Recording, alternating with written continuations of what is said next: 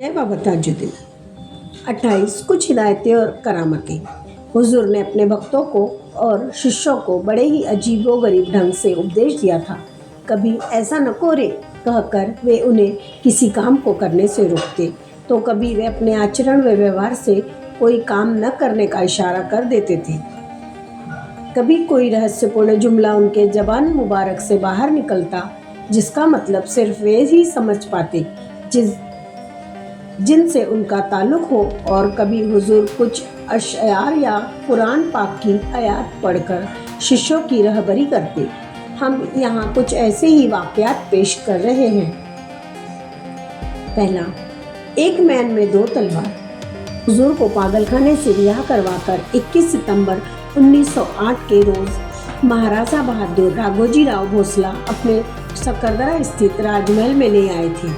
उस वक्त का एक वाक़या मशहूर है। जैसे ही पागलखाने से बग्गी महल के बड़े दरवाजे पर पहुंची, हुजूर बग्गी से कूदकर नीचे उतर पड़े और राजा साहब जो उनके स्वागत के लिए महाद्वार पर खड़े थे, उनकी ओर मुखातिब होकर हुजूर ने फरमाया, हाजी हजरत, एक मैन में दो तलवारें नहीं रहती।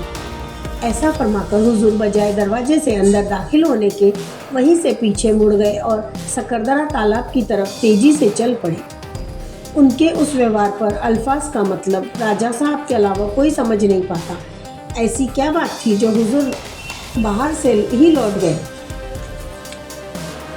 दरअसल हुजूर के वहां आने से पहले ही एक और बुजुर्ग महल में मुक़ीम थे, जिनका नाम था हीरा सिंह महाराज। इनका वाक़या भी बड़ा दिलचस्प है। ईस्वी सन 1901 में महाराज साहब विदर्भ के इलाके में अपनी जायदाद का मुआयना करने के लिए दौरे पर गए हुए थे।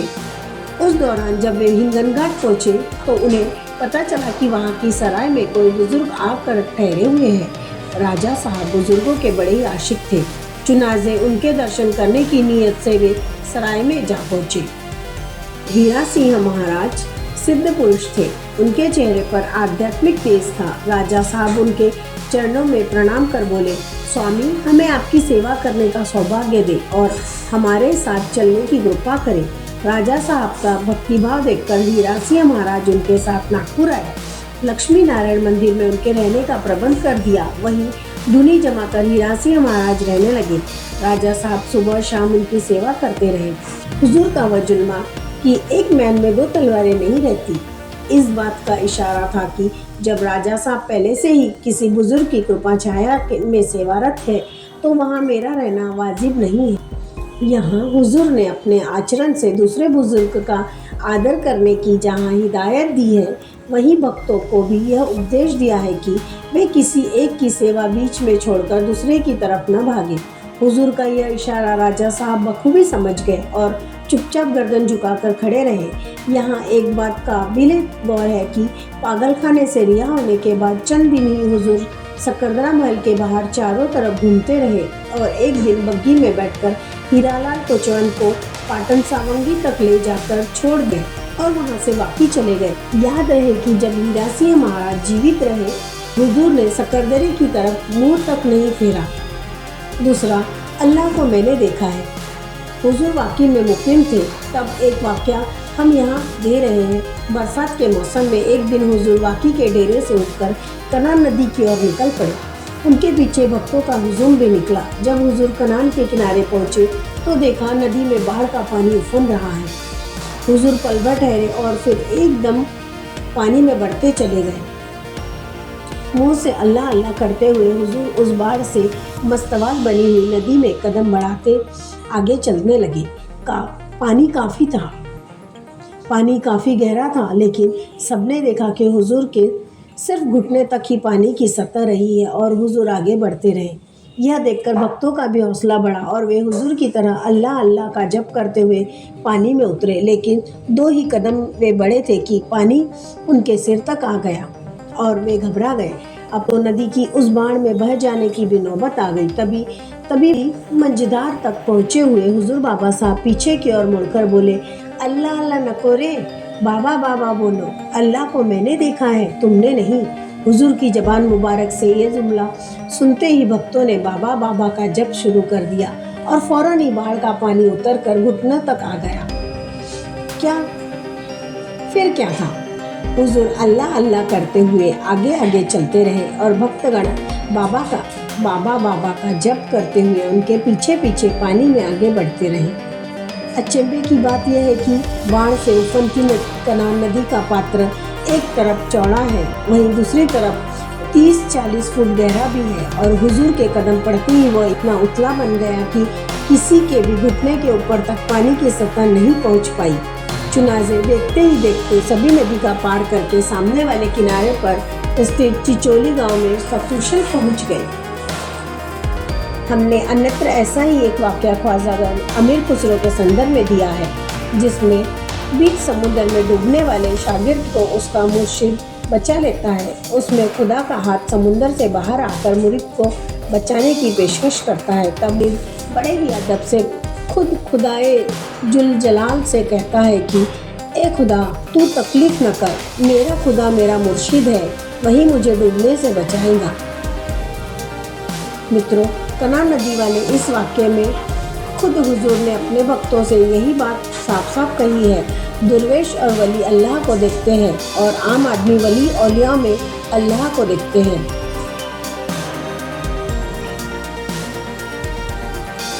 तभी तो राम नाम से पत्थर तैरते हैं और बाबा के नाम से जीवन की नैया को आसानी से पार किया जा सकता है। तीसरा, डॉक्टर देशमुख पर कृपा।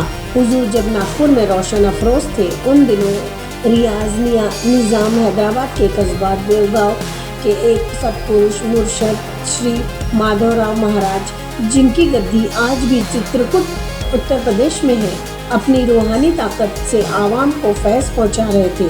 वे अक्सर नागपुर भी आते और अपने मुरीद जनाब खटी साहब के निकालस मंदिर रोड पर स्थित मकान पर उतरते। यहाँ महाराज के दर्शनार्थ आने वालों में बहुतांश ऊंचे ओहदेदार, डॉक्टर, वकील वगैरह हुआ करते थे। उनमें डॉक्टर शंकरराव देशमुख, जो शांतिनगर में रहते थे और जिनका दवाखाना न्यू इतवारा रोड पर तांगा स्टैंड के पास था,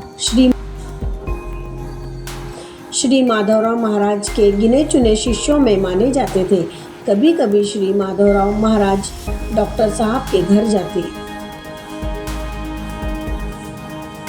जहां महाराज उतरते, उस कमरे को डॉक्टर साहब ने पूजा घर में तब्दील कर दिया था और वहां अपने गुरु की बड़ी तस्वीर रखकर डॉक्टर साहब घंटों धारणा करते।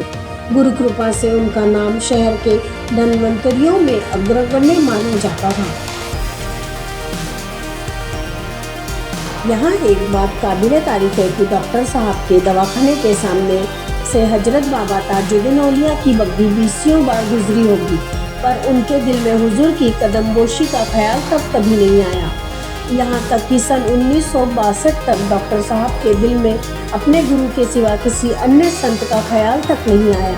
ईस्वी सन 62 में डॉक्टर शंकरराव देशमुख को कैंसर हो गया। चूँकि वे खुद डॉक्टर थे, उन्होंने बम्बई के टाटा इंस्टीट्यूट में जाकर इलाज करवाया, लेकिन कैंसर आखिरी स्टेज पर पहुंच चुका था और पूरी तरह स्वस्थ होने की आशा नहीं रही। डॉक्टर साहब ने जब देखा कि दवाएं बेअसर साबित हो रही है, तब उन्हें अपने आखिरी समय का एहसास होने लगा। चुनाजे आप नागपुर लौट आए। घर वालों ने भी अब उम्मीद छोड़ दी। डॉक्टर साहब ने मौत की आहट पाकर अपना बिस्तर ही अपने गुरु की तस्वीर के सामने लगा लिया और कैंसर की पीड़ा सहते रहे। 2 दिनों तक वे पीड़ा के कारण रात भर सो तक नहीं सके थे। उस दिन गुरुवार था और डॉक्टर साहब माधवराव महाराज की तस्वीर की ओर टकटकी लगाए देखते रहे और दिल ही दिल में अपने गुरु से मुक्ति दिलाने की प्रार्थना करते रहे। रात के अंतिम पहर में उनकी आंख लगी ही रही थी कि उन्हें महसूस हुआ जैसे हजरत बाबा ताजुद्दीन उनके सिरहाने खड़े हैं। वे कुछ समझ पाते इससे पहले हुजूर ने जमकर एक लात उनको दे मारी और डॉक्टर साहब घबरा कर उठ बैठे। उठते ही उन्हें बड़े जोर की खांसी आने लगी, जी घबराने लगा और तभी उनके गले से कैंसर की गांठ बाहर आ गिरी।